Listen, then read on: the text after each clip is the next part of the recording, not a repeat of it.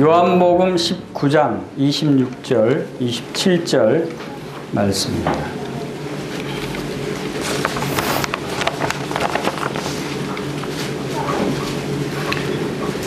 자, 요한복음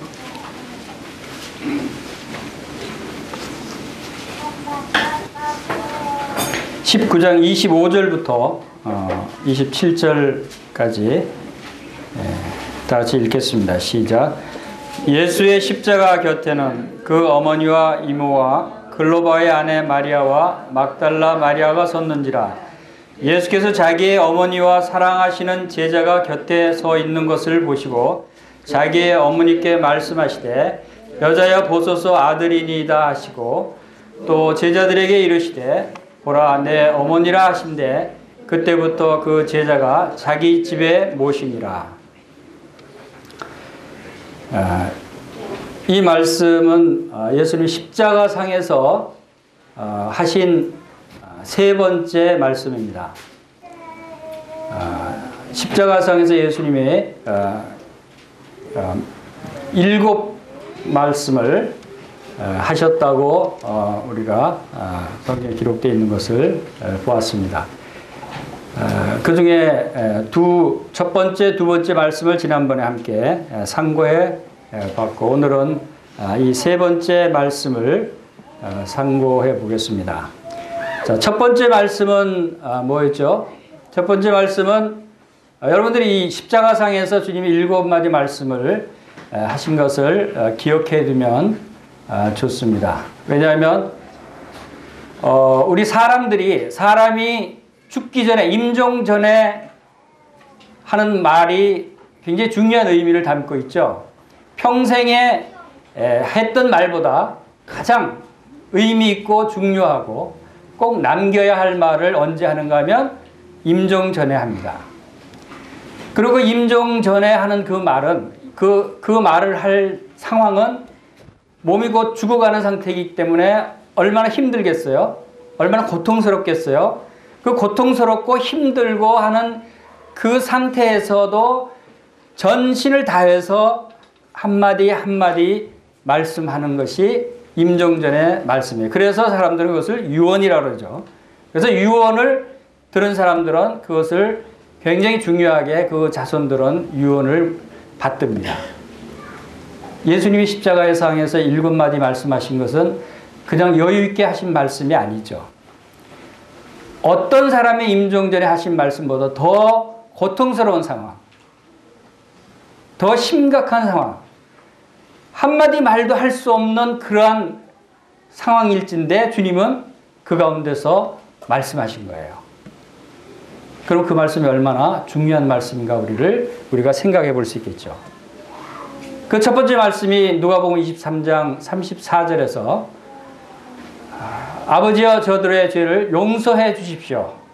저들이 자기들이 하는 것을 알지 못하나이다 하고 자기를 십자가에 못 박는 그 사람들, 원수들을 우리 같으면 막 저주의 말이 나올 뻔한데 주님은 그들을 용서해 달라고 하나님께 기도하는 말씀을 첫 번째 하셨어요. 그리고 두 번째 말씀이 뭐였죠?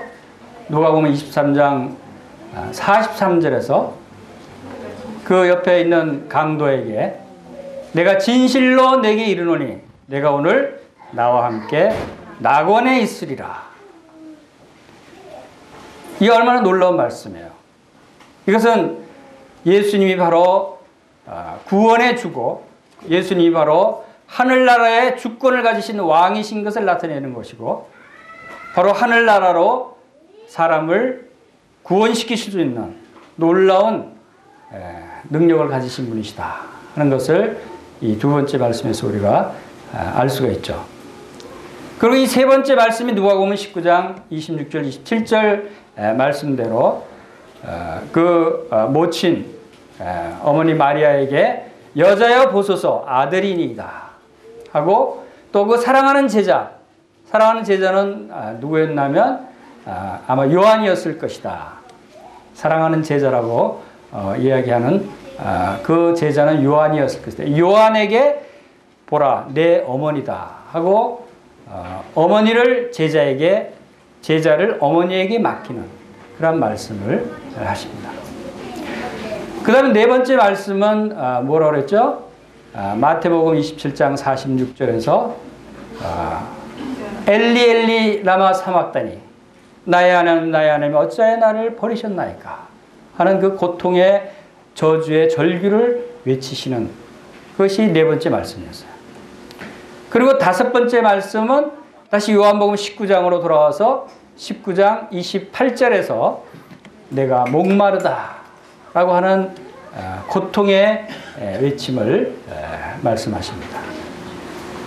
그리고 여섯 번째 말씀은 요한복음 19장 30절에서 다 이루었다 라고 하는 말씀을 하시면서 이 십자가에서 죽으신 것이 주님이 이 땅에 오신 목적을 다 이루시고 이제 아버지께로 돌아갈 것을 말씀하셨고, 이제 마지막 일곱 번째 말씀은 누가복음 23장 46절에 있죠. 아버지여 내 영혼을 아버지 손에 부탁하나이다 하고 운명하신 주님의 말씀이었어요. 자, 이 일곱 마디 말씀 이것을 우리가 상고해 보면서 주님의 마음이 어떠하신가를 우리가 배울 수가 있고, 주님이 우리에게 부탁하시는 것이 무엇인가, 마지막으로 죽으시면서 우리에게 부탁하시는 말씀이 무엇인가를 우리가 배울 수가 있어요. 그리고 주님과 하나님 아버지와의 관계, 또 주님께서 이 땅에 왜 오셨고 이제 왜 가시는가 하는 이러한 많은 것들이 이 일곱 마디 말씀에 담겨져 있다고 하는 것을 우리가 배우게 됩니다. 그 중에서 세 번째 말씀이라고 그랬죠. 이제 예수께서 자기의 어머니와 사랑하시는 제자가 곁에 서 있는 것을 보시고 자기 어머니께 말씀하시되 여자여 보소서 아들입니다 합니다. 자, 어머니를 여자여라고 부릅니다. 왜 어머니라고 안 부르고 여자여라고 불렀을까요? 그것은 이 여자여라고 하는 이 단어가 이때 유대인들 그 당시의 말로는 여자들을 가장 존경하고 높일 때 하는 말이랍니다. 자기 어머니를 가장 높여드리는, 공경하는 진실된 마음에서 하는 그러한 말씀이다라고 우리가 생각할 수 있습니다. 그리고 이 그 어머니라고 부르지 않고 여자여 하고 부르는 것은 우리가 그 주님께서 이 땅에 계실 때 인간의 모습으로 오셔서 육적인 관계, 육신의 출생을 통해서 이 땅에 태어나셨지만, 그러나 주님의 나라는, 하나님의 나라는 어떠한 사람들이 들어가는 것이고 어떠한 관계가 하나님 나라의 사람들이 갖게 되는 관계인가 하는 것을 우리에게 말씀해 주고 있는 부분입니다. 즉 다시 말씀드리면 영적인 관계, 영적인 가족과의 관계를 주님께서 말씀하고 있는 것이다 라고 보여주는 것입니다. 우리 마가복음 3장을 먼저 가볼까요? 마가복음 3장에서 보면은 주님이 이전에 또 어머니와 가족들이 찾아왔을 때 하신 말씀을 우리가 보게 됩니다. 마가복음 3장 31절부터 35절까지 말씀을 함께 읽겠습니다. 시작. 그때 예수의 어머니와 동생들이 와서 밖에 서서 사람을 보내어 예수를 부르니 무리가 예수를 둘러 앉았다가 여쭤오되 보소서 당신의 어머니와 동생들과 누이들이 밖에서 찾나이다.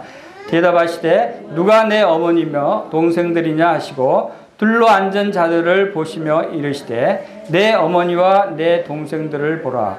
누구든지 하나님의 뜻대로 행하는 자가 내 형제요 자매요 어머니이니라. 바로 하나님 나라의 사람들은 이제 새로운 가족 관계를 형성하게 된다는 것을 말씀하고 있는 것이에요. 주님이 이 땅에 육신의 출생으로 이 땅에 오셔서 육신의 어머니가 계시지만, 그러나 이제 하나님의 나라, 주님이 이제 가시게 될, 주님이 또 이제 다스리게 될 하나님의 나라의 가족과의 관계는 바로 이 제자들, 둘러앉은 자들을 보고 내 어머니와 내 동생들이다. 즉 바로 주님의 제자들과 주님을 따르는, 주님을 믿는 형제 자매들을 어머니와 동생들이고 형제들이다 라고 말씀하십니다. 그리고 누구든지 하나님의 뜻대로 행하는 자가 진정 내 형제요 자매요 어머니다. 여러분들이 하나님 뜻대로 행하시는 분들은 다 예수님의 형제 자매요 어머니가 되시는 거예요. 그것은 하나님의 뜻은 뭡니까? 요한복음 6장 40절에서 내 아버지의 뜻은 아들을 보고 믿는 자마다 영생을 얻는 이것이다. 예수 그리스도를 보고 믿는 자가 구원함을 얻고 영원한 생명을 얻는 것이 아버지의 뜻이에요. 그러면 바로 이 하나님의 아들을 믿고 영원한 생명을 얻게 됨으로써 하나님의 한 가족으로 영접되는 그것이 하늘나라의 관계예요. 그래서 우리가 요한복음 3장에서 주님께서 니고데모에게 말씀하실 때 요한복음 3장 3절에서 진실로 진실로 내게 이르노니 사람이 거듭나지 아니하면 하나님 나라를 볼 수 없느니라 라고 말씀하십니다. 바로 하나님 나라에 들어가기 위해서는, 또 하나님 나라의 사람들은 이 세상에서 육적인 출생으로 태어난 사람들이 아니다라는 거예요. 하나님 나라에 들어가기 위해서는 새로운 출생이 필요하다는 거예요.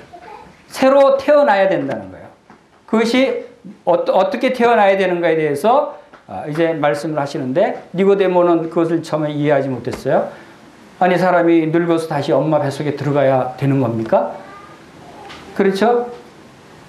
육적인 생각만 하면, 육적인 출생만 생각하게 되지만, 그러나 주님은 영적인 것을 말씀하시면서 바로 사람이 물과 성령으로 나지 아니하면 하나님 나라에 들어갈 수 없느니라 하고 영적인 출생에 대해서 말씀하고 있습니다. 그것은 이미 구약에서부터, 오래전부터 주님께서 선지자들 통해서 바로 물과 성령으로 거듭날 것에 대해서, 그리고 새롭게 변화될 것에 대해서 모든 사람이 이제 새 영을 부어 주시겠다고 하시는 약속들, 이러한 말씀들을 통해서 이미 예언되어 왔던 그런 내용을 주님이 이제 다시 구체적으로 말씀을 하십니다. 하나님 나라, 하나님 나라의 관계에 대해서 우리가 분명하게 알 수 있어야 되는 것이에요. 하나님 나라를 가장 잘 설명할 수 있는 분이 누구겠어요? 하나님 나라에 대해서 가장 잘 아는 분이 누구겠어요? 하나님 나라에 갔던 사람이겠죠. 하나님 나라에 있었던 사람이겠죠. 하나님 나라에서 보고 듣고 했던 사람이겠죠. 그 사람 누가 있겠어요? 그것은 예수님 한 분밖에 없어요. 예수님만이 하나님과 함께 계셨어요. 예수님만이 하나님의 말씀을 직접 듣고 하나님을 직접 보고 하나님과 직접 함께 계시면서 있었던 분이라 이 세상에 오신, 그래서 예수님이 요한복음에서도 계속 어떤 말씀을 하냐면 예수님은 위로부터 오신 분이다. 예수님은 하늘로부터 오신 분이다. 그래서 하늘의 일을, 땅에 속한 사람이 어떻게 하늘의 일을 말할 수 있겠느냐. 하늘의 일을 말할 수 있는 사람은 하늘로부터 온 사람만이 할 수 있다. 그리고 함께, 하나님과 함께 있으면서 보고 듣고 한 사람만이 와서 증언을 할 수 있는 것이다 하는 것이 바로 이 요한복음의 말씀이에요. 그분이 바로 예수님이에요. 그 예수님이 말씀하시는 거예요. 여러분들이 하늘나라에 대해서 자세히 알고 싶으시면 예수님께 물어보세요. 예수님밖에 몰라요. 예수님의 말씀을 통해서 우리가 하늘나라가 어떤 나라고, 어떤 사람이 하늘나라에 들어가고, 하늘나라에 가면 어떤 일이 있고, 어떤 놀라운 것들이 우리를 위해서 준비되어 있는가 하는 것들을 바로 예수님이 말씀하신 거예요. 우리가 예수님의 말씀을 사모하고 예수님 말씀을 쫓아가고 순종해야 되는 이유가 바로 여기 있는 것입니다. 자, 우리 요한복음 19장에서 바로 주님이 어머니를 여자여 하고 부르신 것도 바로 이제 그 육적인 관계에서의 어머니를 부르신 것이 아니라 영적인 관계에서 영적으로 새로 태어난, 마리아도 하나님 안에서 예수 그리스도를 믿는, 예수 그리스도가 어떤 분인 것을 믿었어요. 그래서 영적으로 하나님 나라에서의 모친이에요. 하나님 나라에서요, 바로 사랑하는 그러한 어머니였다라고 하는 사실을 보게 됩니다. 그리고 제자에게는 내 어머니다. 우리가 주님 나라에 들어온 사람들은, 영적으로 출생한 사람들은 이제 하나님의 집에서 하나님의 가족으로 새로운 관계가 형성되는 것이에요. 그래서 바로 주님께서 여자의 어머니에게 제자를 부탁을 합니다. 여자의 보소서 아들입니다 하는 건 무슨 뜻입니까? 이 사랑하는 요한 이 제자를 잘 돌봐주십시오 하고 부탁하는 거죠. 어머니에게. 이제 예수님은 떠나시니까. 또 제자에게 보라 내 어머니다 라고 하는 건 무슨 뜻입니까? 내 어머니니까 잘 보살피고 모셔라 라고 하는 뜻이에요. 우리 성도들도 형제 자매님들을, 모친님들, 부친님들을 우리 친어머니처럼 모시고 보살피고 해야 될 것을 주님이 말씀하고 있는 거죠. 또 나이 드신 우리 부친님들, 모친님들은 또 어린 자녀들, 다른 형제 자매님들을 친아들처럼, 친딸처럼 보살피고 함께 행해야 되는 그런 것들을 우리에게 말씀해 주고 있는 것이에요. 그리고 주님이 얼마나 어머니를 사랑하는 효심이 가득한 것을 우리가 또 여기서도 볼 수 있죠. 그 고통스러운 순간에도 어머니를 생각하시는 거예요. 그래서 부모에게 효도하는 것, 부모님을 사랑하는 것, 이거는 누가 가르치지 않아도 우리가 당연히 행할 수 있는 것이어야 되는 것이죠. 여러분들은 부모님들 다 사랑하시죠?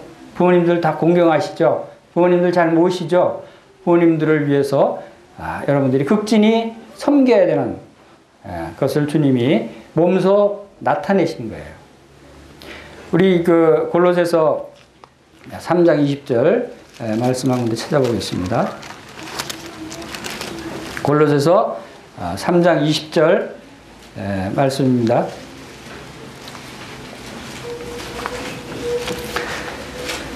자녀들아 모든 일에 부모에게 순종하라. 이는 주 안에서 기쁘게 하는 것이니라.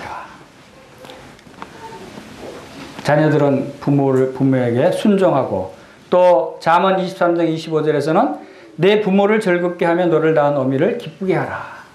그랬어요. 그리고 출애굽기 20장 12절에 내 부모를 공경하라. 그리하면 내 하나님 여호와가 내게 준 땅에서 내 생명이 길리라. 부모를 공경하고 부모를 사랑하는 것, 이것은 사람이 해야 될 가장 중요한 일 중에 하나예요. 주님 우리에게 사랑하라는 말씀을 하셨어요. 누구를 사랑해야 되죠? 첫 번째, 내 마음을 다하고 뜻을 다하여 목숨을 다하여 주 너의 하나님을 사랑하라. 하나님을 사랑해야 하고, 다음에 두 번째, 내 이웃을 내 몸과 같이 사랑하라고 그랬어요. 십계명 중에서 이웃을 사랑하라는 부분에서 제일 첫 번째 나오는 게 뭐죠? 내 부모를 공경하라. 우리가 이 세상 사람을 사랑하는 것에서 가장 우선 첫 번째 돼야 되고, 우리의 사랑이 시작되는 것이 어디서부터 시작되냐면 부모님을 사랑하는 것으로부터 시작이 됩니다. 왜냐하면 우리가 그 사랑을 누구로부터 받았어요? 부모님으로부터 받은 사랑이에요. 그래서 부모를 공경하고 부모님을 사랑하는 것은 모든 사랑의 시작점이고 기초가 되어야 되는 거예요. 여러분이 부모를 사랑하지 못하는 사람이 어떻게 하나님을 사랑할 수 있겠어요? 할 수 없어요. 왜냐하면 하나님의 사랑의 근본은 우리가 그 사랑을 어디서부터 깨닫게 되냐면 부모님 사랑에서부터 하나님의 사랑을 깨닫기 시작하는 거예요. 그래서 하나님은 우리의 아버지라고 말씀하시는 거예요. 우리가 부모님, 아버지의 사랑을 이해하지 못하면 하나님의 사랑을 이해할 수가 없는 거예요. 그래서 부모를 공경하는 것, 주님은 이것을 먼저 우리에게 말씀해 주고 있는 것이고, 또 이제 보라 내 어머니라 라고 하는 말씀을 주셨잖아요. 그것은 제자들에게 모친을 잘 보살피고 모셔라. 그랬을 때 이 제자, 이 요한은 어떻게 했어요? 그때부터 그 제자가 자기 집에 모시니라. 자기 친어머니가 아니에요. 그렇죠? 그렇지만 주님의 말씀에 순종해서 또 주님이 바로 이렇게 그리스도 안에서 거듭난 이제 한 몸 된 지체 중에 이 모친님들, 부친님들을 이렇게 친아버지, 친어머니처럼 모셔야 되는구나. 모시는 것이 주님의 뜻이구나 하는 것을 이 요한은 알았어요. 그래서 그때부터 이 요한이 이 모친님을 자기 집에 모셔서 후에 사록에 기록된 걸 보면은 끝까지 모셨다라고 하는 것을 우리가 알 수가 있습니다. 자, 십자가상에서 주님이 이 부탁을 하셨어요. 저는 이 말씀을 명령이라고 말씀하고 싶지 않고 부탁으로 보고 싶어요. 주님은 지금 이 세상을 떠나시기 전에 하시는 말씀이에요. 십자가상에서 하시는 말씀들을 이렇게 묵상하면서 주님의 사랑에 대해서 다시 생각하게 됐어요.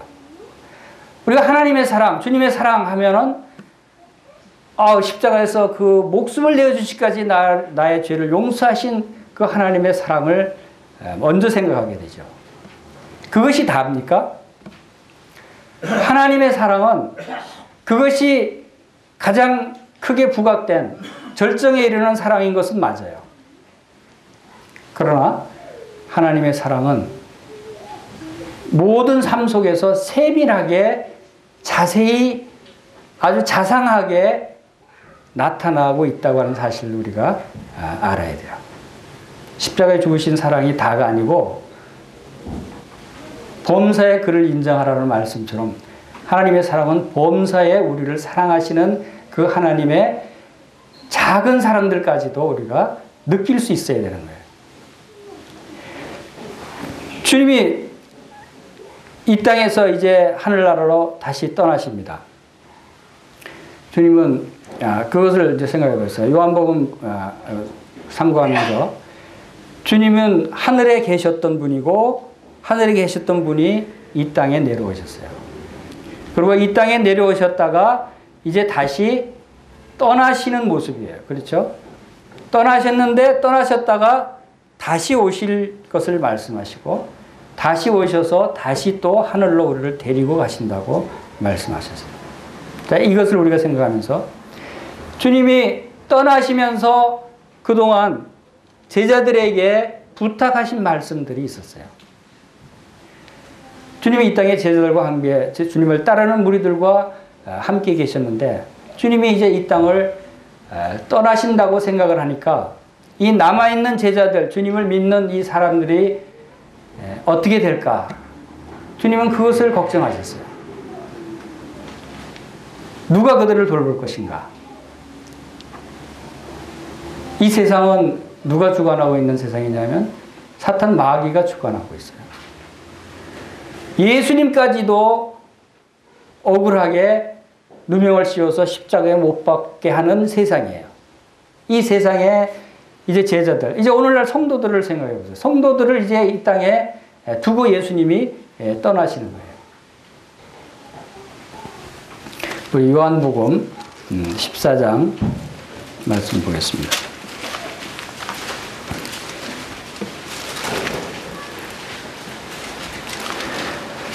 요한복음 14장 1절부터 3절, 4절까지 함께 읽겠습니다. 시작. 너희는 마음에 근심하지 말라. 하나님을 믿으니 또 나를 믿으라. 내 아버지 집에 거할 곳이 많도다. 그렇지 않으면 너희에게 일렀으리라. 내가 너희를 위하여 거처를 예비하러 가노니 가서 너희를 위하여 거처를 예비하면 내가 다시 와서 너희를 내게로 영접하여 나 있는 곳에 너희도 있게 하리라. 내가 어디로 가는지 그 길을 너희가 아느니라. 그 이전에 36절에서 33절에서 작은 자들아 내가 아직 잠시 너희와 함께 있노라 라고 말씀하셨고, 그러면서 떠나실 것에 대해서 얘기하시고 36절에서 시몬 베드로가 이르되 주여 어디로 가시나이까? 예수께서 대답하시되 내가 가는 곳에 내가 지금은 따라올 수 없으나 후에는 따라오리라.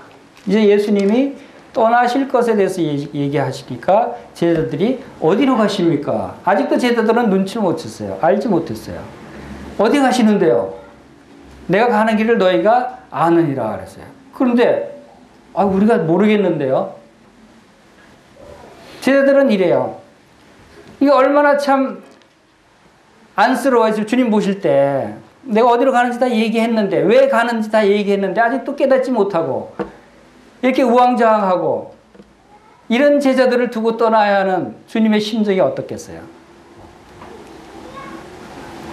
마치 어떤 가장이 집안에 이제 그 아버지가 이제 예를 들어서 미국으로 이제 한 1년 출장을 가게 됐어요. 미국으로 1년 동안 출장하면 집에 남아있는 이제 그 아내와 이제 아직 어린 아이들만 남아있게 되죠. 참 어떻게 자기 아내도 연약하지, 아이들도 어리지, 참 걱정이 많겠죠. 아버지 입장에서 어떻게 아내와 자녀들이 한 1년 동안 한국에 남아서 잘 지낼 수 있을까. 그리고 이제 다 모아놓고, 걱정하지 말고 기다려. 내가 가서 돈을 많이 벌어서 거기서 아주 멋진 집을 지어 놓고 내가 다 부를 거야. 1년 동안 잘 기다려. 그리고 무슨 일이 있으면 바로 전화해. 전화하면 내가 바로 내 친구 보내서 해결해 줄게. 그리고 내 잘 아는 변호사도 내가 곧 보내줄 테니까 그 변호사하고 의논해서 무슨 일이 있으면 의논하고, 무슨 일이 있으면 나한테 바로 연락하고, 걱정하지 말고 기다려. 아빠가 지금 자리는 없지만 항상 같이 있다고 생각해. 1년 후에 내가 꼭 와서 진짜 의리한 대궐에 집에 내가 데리고 가서 거기서 아주 행복하게 살 거야. 조금만 참아. 이러고 이제 떠난 그런 아버지가 있다고 합시다. 예수님이 지금 그런 입장이에요.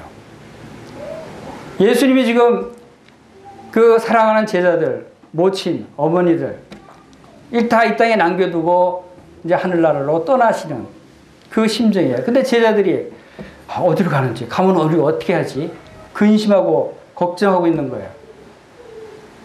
그래서 주님이 떠나시면서 부탁하신 말씀들이 많이 있는데 그 중에 대표적인 것, 특별히 요한복음 14장에서는 주님이 우리 자신에게 부탁하신 말씀으로 보여져요.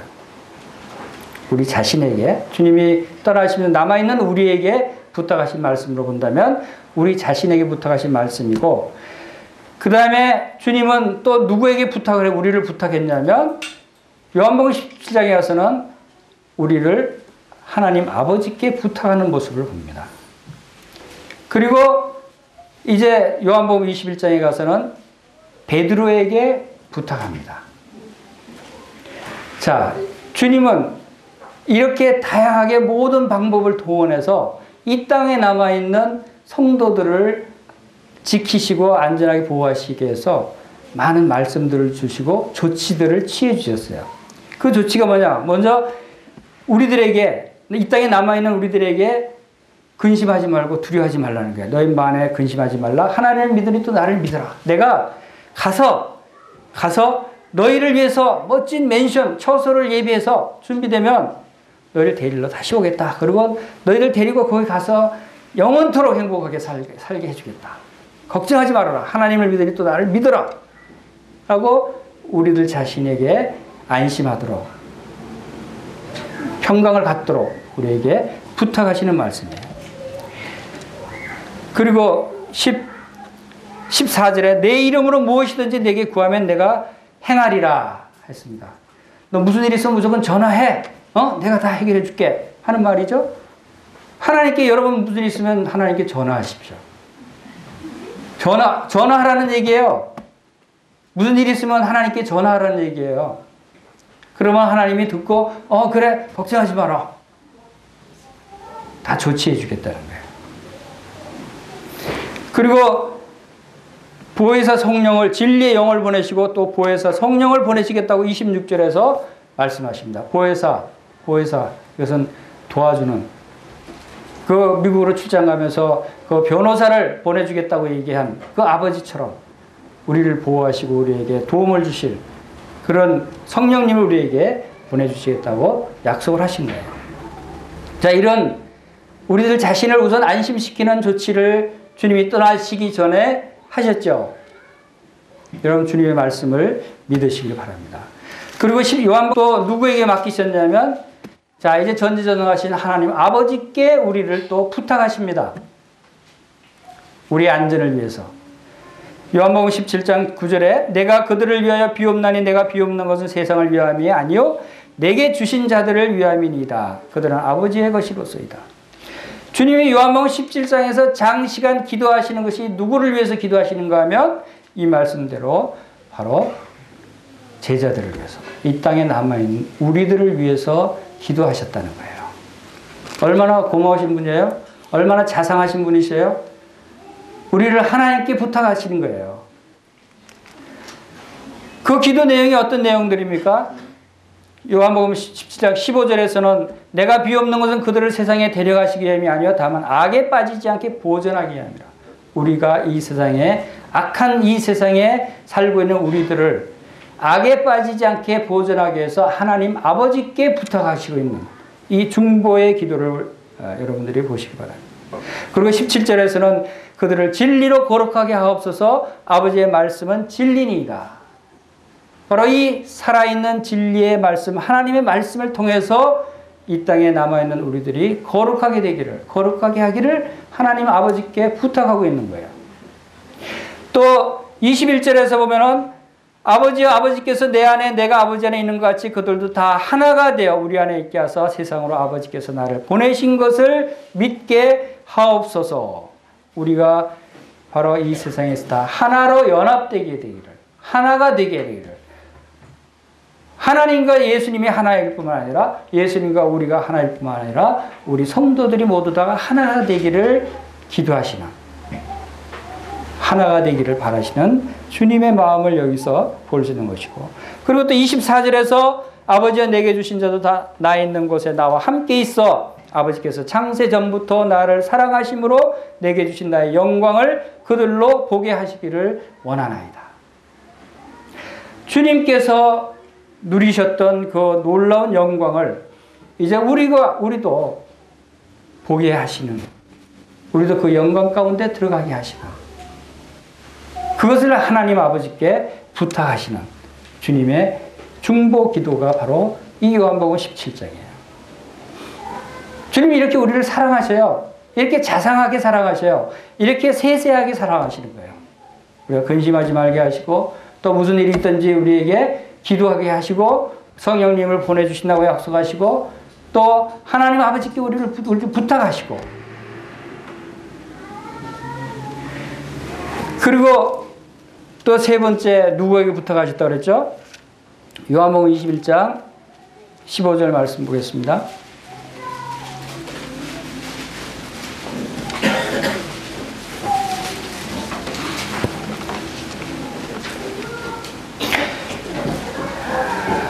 (15절부터) 17절 말씀에서 다 같이 읽겠습니다. 시작. 그들이 조반 먹은 후에 예수께서 시몬 베드로에게 이르시되 요한의 아들 시몬아 내가 이 사람들보다 나를 더 사랑하느냐 하시니 이르되 주님 그러하나이다. 내가 주님을 사랑하는 줄 주님께서 아시나이다. 가로스되 내 어린 양을 먹이라 하시고, 또 두 번째에 이르시되 요한의 아들 시몬아 내가 나를 사랑하느냐 하시니 이르되 주님 그러하나이다. 내가 주님을 사랑하는 줄 주님께서 아시나이다. 가라사대 내 양을 치라 하시고, 세 번째 가라사대 요한의 아들 시몬아 내가 나를 사랑하느냐 하시니 주께서 세 번째 내가 나를 사랑하느냐 하심으로 베드로가 근심하여 가로되 주님 모든 것을 아시오매 내가 주님을 사랑하는 줄을 주님께서 아시나이다. 주님께서 가라사대 내 양을 먹이라. 자, 여기서 주님은 누구에게 누구를 부탁합니까? 베드로에게 주님의 양들을 부탁합니다. 주님의 양은 누구죠? 성도들이에요. 자, 우리 성도들을 주님께서는 뭐라고 부르시죠? 양이라고 그랬었어요. 양은 어떤 동물이에요? 양은 아주 연약한 동물이에요. 그리고 양은 누가 돌보지 않으면 살아갈 수가 없어요. 스스로 위험을 대처할 수 있는 능력이 없어요. 양은 꼭 누가 돌보는 사람이 있어요. 목자가 꼭 있어야 돼요. 양은 누가 돌보고 더러운 거 치워주는 사람이 있어야 돼요. 자기 고집대로 행하는 게 양이에요. 옳고 그른 걸 잘 판단할 수도 없어요. 주님은 우리를 양같이 보시는 거예요. 그것은 뭡니까? 주님은 우리가 연약한 존재인 것을 아는 거예요. 우리가 얼마나 연약하고 얼마나 우리가 미련하고 얼마나 우리 마음대로 행하려고 하는가를 주님이 아신다는 뜻이에요. 우리가 미련하고 약하고 또 우리 마음대로 행하려고 하는 주님인데도 불구하고 주님은 우리를 내치지 않으시고 우리를 미워하지 않으시고 어떻게 하십니까? 어떻게든 우리에게 근심하지 않게, 우리에게 잘 보존되게, 우리에게 잘 돌보는 사람을 붙여서 우리를 잘 돌봐서 온전케 해서 주님 나라에 갈 수 있도록 조치하시는 분이시라는 거예요. 그것을 주님이 떠나시면서 이렇게 베드로에게 지금 그 부탁을 하십니다. 근데 베드로 자신도 온전한 사람이었어요. 베드로 자신이 지금 자신 없게 얘기하고 있는 거예요. 베드로가 주님이 네가 나를 사랑하느냐 했을 때 네, 주님을 사랑합니다 라고 왜 얘기 못하고 제가 주님을 아마 이제 제 생각에 이렇게 얘기했을 거예요. 제가 주님을 사랑하는 것을 주님께서 아십니다. 왜 이렇게요? 자신이 없어요. 왜? 바로 얼마 전에 그냥 주님을 버리고 도망갔고 주님을 부인하고 주님을 저주했던 제 자신이거든요. 그런데 그 마음속에 주님을 사랑하는 마음이 없냐면 있긴 있었어요. 주님을 사랑하는 마음이 있었어요. 있었는데도 불구하고 그 눈에 보이는 현실, 내가 그 당하게 될 위험, 이런 것들 때문에 잠시 주님을 부인하고 자기 안위를 생각했던 베드로였어요. 이 베드로의 모습이 우리들의 모습이에요. 우리가 때로는 주님을 부인합니다. 이 세상에 살면서 이 세상 것들에 빠지기도 하고 이 세상 것들과 타협하기도 하고, 그러나 우리 속에는 주님을 사랑하는 마음이 없어진 건 아니에요. 여전히 주님을 사랑하고는 있어요. 그런 우리에게 주님께서 베드로에게 묻듯이 네가 나를 사랑하느냐고 물으면 여러분들은 뭐라고 대답하실 수 있겠어요? 베드로처럼 이렇게 네, 주님, 제가 주님을 사랑하는 거 주님께서 아시지 않습니까? 왜 우리는 예, 주님, 저 목숨을 다해서 주님을 사랑합니다 라고 얘기를 못할까요? 그러면 얼마나 좋겠어요. 이렇게 연약한 상태를 주님이 아신다는 거예요. 우리를 아신다는 거예요. 아시면서 우리에게 그것을 회복하고 다시 온전케 되기를 바라시는, 우리를 사랑하는 주님의 마음이 이렇게 우리를 부탁하는 거예요. 모친을 형제들에게 부탁하고 형제들을 모친에게 부탁하고 베드로에게 양들을 치라 먹이라. 근데 이 베드로에게 주님이 15절에서 내가 나를 이 사람들보다 더 사랑하느냐 라고 물었을 때 이 사랑이 그 헬라어 원어로는 아가페 사랑으로 사랑하느냐라고 하는 질문이었다고 합니다. 이 사랑이라는 단어의 의미가 바로 여러 가지 있죠. 아가페 사랑이 있고 필리오 사랑이 있고 에로스 사랑이 있고 그래요. 근데 그 중에 하나님이 원하시는 사랑은 아가페 사랑이에요. 헌신적인 사랑이에요. 그래서 주님은 지금 네가 이 사람들보다 나를 더 헌신적으로 아가페 사랑으로 사랑하느냐라고 물으시는 거예요. 근데 베드로는 제가 사랑하는 줄을 주님께서 아시나이다 하면서 이 사랑은 무슨 단어로 대답을 했냐면 아가페 사랑이 아니고 필레오 사랑으로 대답을 했어요. 필레오 하는 줄을 주님께서 아십니다. 주님은 아가페라는 단어를 쓸 자신이 없었어요. 그렇지만 필레오 사랑은 있습니다. 내가 주님을 정말 진정으로 참 우정어린 그런 사랑, 그런 사랑은 남아 있습니다 라고 고백하는 거예요. 두 번째 질문에서도 주님이 아가페 사랑으로 물었는데 주님이 이 베드로는 필레오로 여전히 대답합니다. 그러니까 세 번째 질문에서 주님이 뭐라고 질문하셨냐면 아가페를 쓰지 않고 필레오로 물어보십니다. 네가 필레오 사랑으로 나를 사랑하느냐. 이제 주님은 그 눈높이를 낮추신 거예요. 베드로의 눈높이로 그 사랑의 눈높이를 낮춰서 물어봅니다. 주님은 이렇게 자상하신 분이에요. 우리가 연약하고 우리의 사랑이 부족하고 우리의 믿음이 부족하고 그렇지만 여전히 주님을 사랑하는 그 사랑은 그 밑바탕에 있다고 하는 것을 주님이 아시기 때문에 우리를 포기하지 않으시는 거예요. 그리고 그러한 베드로에게 내 어린 양을 먹이라.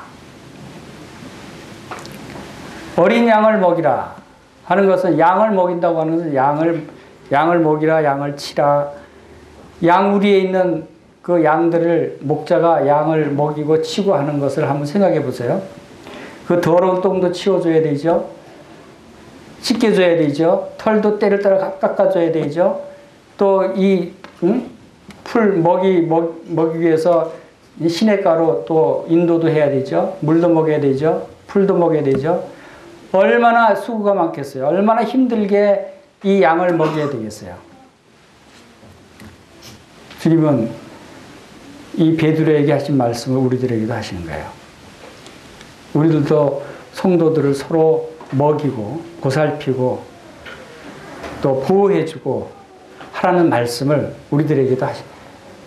우리가 뭐 능력이 돼서 우리가 잘나서 우리가 그런 자격이 있어 주님이 그런 말씀을 하시는 것이 아니다라는 거예요. 베드로를 보면 알잖아요. 그래서 우리는 서로 돌아보는, 서로 도와주고 서로 보호해주고 서로 모시고 서로 대접해주고 서로 사랑하는 그것이 주님이 떠나시면서 우리들에게 남기신 말씀이라는 거예요. 부탁이라는 거예요. 주님이 우리에게 부탁을 하시는 거예요. 우리 자신만 돌보지 말고 저 어린 형제 자매를 돌아봐라. 저 힘든 모친님, 부친님들을 돌아봐라. 저 공경에 처한 성도들을 도와줘라. 먹이고 치고 하는 것, 우리가 육신의 그 양식을 공급하는 것뿐만 아니라 우리는 영적인 면에서도 영의 양식을 공급하고 말씀을 공급하고 말씀을 가르치고 권면하고 영적으로 하나님 말씀 안에서 인도하는 이 일들이 바로 우리들 가운데 행해져야 한다는 것입니다. 그래서 로마서 12장에 보면은 우리가 이 일을 내가 어떻게 이 일을 할 수 있어? 나 하나도 잘 챙기지 못하는데 하는 그런 생각을 할 수가 있는데 그러나 이 모든 것들이 다 주님께로부터 오는 것이다 하는 것을 볼 수 있습니다. 로마서 12장 3절부터 5절 같이 읽겠습니다. 시작. 내게 주신 은혜로 말미암아 너희 각 사람에게 말하노니 마땅히 생각할 그 이상의 생각을 품지 말고 오직 하나님께서 각 사람에게 나누어 주신 믿음의 분량대로 지혜롭게 생각하라. 우리가 한 몸에 많은 지체를 가졌으나 모든 지체가 같은 기능을 가진 것이 아니니 이와 같이 우리 많은 사람이 그리스도 안에서 한 몸이 되어 서로 지체가 되었느니라. 자, 우리에게 주님께서 나눠주신 그 믿음의 분량대로 생각하라는 거예요. 내가 저 성도를 위해서 도와줄 수 있는 것이 뭔가? 내가 할 수 있는 것이 뭔가? 이런 것들을 생각하면 우리 하나님께서 우리에게 주신 것들이 있어요. 또 믿음도 다르듯이 우리에게 주신 은사도 다 각각 달라요. 그래서 거기에 6절 이하 받으면 우리에게 주신 은혜대로 받은 은사가 각각 다르니 혹 예언이면 믿음의 분수대로 혹 섬기는 일이면 섬기는 일로 또 가르치는 자는 가르치는 일로 위로하는 자는 위로하는 일로 또 구제하는 자는 성실함으로 다스리는 자는 부지런함으로 긍휼을 베푸는 자는 즐거움으로 할 것이니라. 각자에게 주님이 주신 은사대로 은혜대로 내 능력대로 행한다면 그 크기가 다를 수도 있지만 그 안에 진심으로 우리의 사랑이 담겨 있고 우리의 마음이 담겨 있다면 우리는 다 이런 일들을 서로 돌아보는 일들을 할 수 있다는 거예요. 누구 한두 사람만이 이 일을 하는 것이 아니라는 거예요. 모든 형제 자매님들이 다 함께 이 일에 참여할 수 있는 것이에요. 주님의 능력으로, 주님이 인도하심을 따라서 그럴 때 바로 13절에 성도들의 쓸 것을 공부하며 손대접어 하기를 힘쓰라. 12절에 소망 중에 즐거워하며 환난 중에 참으며 기도에 항상 힘쓰며, 또 11절에 부지런하여 게으르지 말고 열심을 품고 주를 섬기라. 이러한 말씀들을 우리가 순종할 수 있고, 또 형제를 사랑하여 서로 우애하고 존경하기를 서로 먼저 하는 그러한 말씀들이 우리 가운데 순종될 수 있다고 보여집니다. 그럴 때 주님은 이 땅을 떠나서 하나님 나라로 가셨지만 지금도 우리를 위해서 간구하신다고 그랬어요. 참 놀랍죠? 주님은 이 땅에서 떠나시기 전에도 우리를 위해서 기도하시고 우리를 염려하시고 우리를 위해서 부탁하시고, 또 십자가상에서까지도 서로 돌아보도록 부탁하신 주님께서 지금 하나님 보좌 우편에 계셔도 우리를 위해서 간구하신다는 거예요. 우리를 사랑하시기 때문에. 한시도 우리에게 눈을 띄시지 않으시는, 샘세하시고 범사에 우리를 사랑하시는, 범사에 우리를 지켜보시는 주님이시다는 것을 여러분들이 생각하시기를 바랍니다. 그리고 주님은 십자가의 고난을 통해서 우리가 겪어야 할 고난도 다 겪어보셨어요. 우리보다 더 큰 고난을 겪으면 겪었지 덜 겪으신 분이 아니시잖아요. 그래서 주님은 우리의 연약함을 체휼하지 아니하시는 분이 아니시다 그랬어요. 우리의 연약하고 우리의 어려운 부분들을 함께 느끼고 동정하지 않는 분이 아니시다는 뜻이에요. 그렇죠? 주님은 우리와 함께 아픔을 누리고 함께 기쁨을 누리는 분이시다는 거죠. 그분이 우리의 주님이시에요.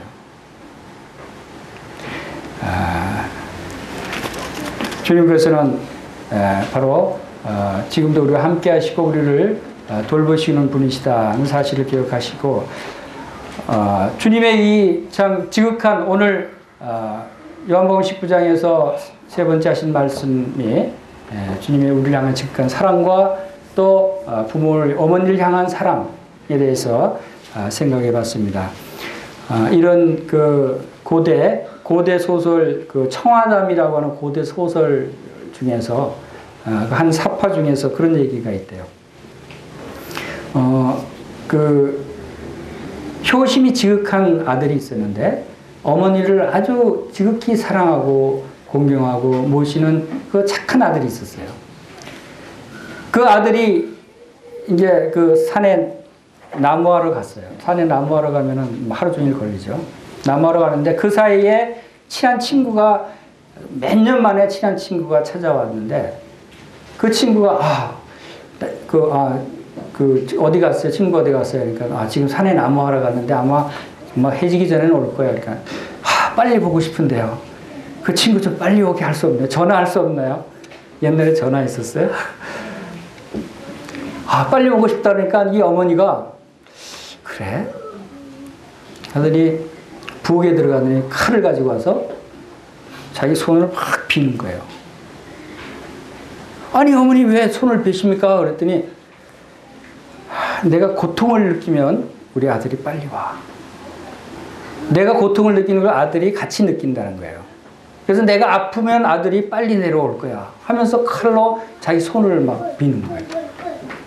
그 진짜 아들이 금방 내려왔더래요. 어머니를 얼마나 사랑하면 어머니의 고통을 같이 느끼는 거예요. 이것이 주님이 우리를 체휼하시는 그 체휼의 의미가 바로 이런 뜻입니다. 그만큼 우리를 사랑하시고 우리를 돌보시는 주님이시다. 주님께서 떠나시면서 부탁하신 이 부탁을 여러분들이 주님의 부탁을 들으시기를 바랍니다. 다 같이 기도하겠습니다.